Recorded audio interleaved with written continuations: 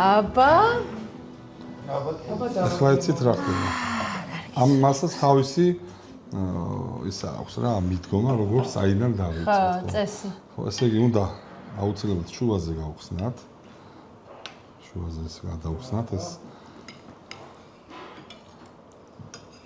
ანუ შიგთავსი ხო რაც არის წვენი არომატები გამოდის ხორცი მოთშული ხორცის მოშული ხორცი და ეს შედის ერევა და ხო რაც საოცარი არომატებს იღებს. იმიტომ რომ წვენში საკმაოდ ბევრი რაღაცები უქნა მარიამმა მუსკატის კაკალი.